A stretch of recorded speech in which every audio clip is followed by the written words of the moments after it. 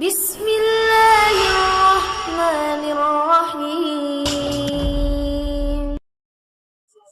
جو لوگ رمضان میں زکوٰۃ دیتے ہیں اور ہوتا کیا ہے، چونکہ فلاں نے کہہ دیا میں نے دے دی، نہیں، رسول اللہ صلی اللہ علیہ وسلم نے کچھ پہلو بیان کیے ہیں، ان پہ توجہ کیجیے۔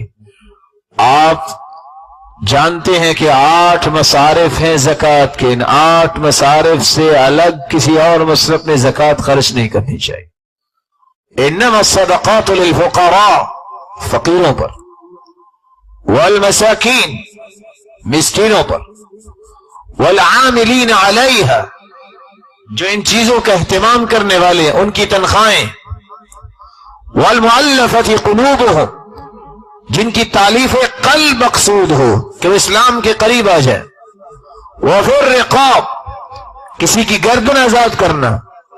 آج غلام تو نظر نہیں آتا، لیکن کتنے ایسے بے گناہ لوگ کسی مصیبت میں پھنس جاتے ہیں، ان کی گردنیں چھڑانا۔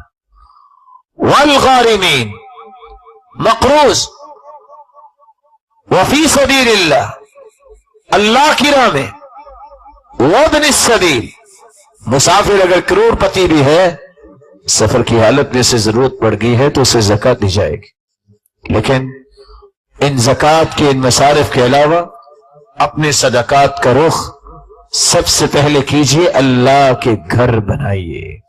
من بنا مسجدا یبتغی بہ وجہ اللہ بنى اللہ له بیتا فی الجنہ، جو دنیا میں اللہ کا گھر بناتا ہے اللہ جنت میں اس کا گھر بنا دیتے ہیں۔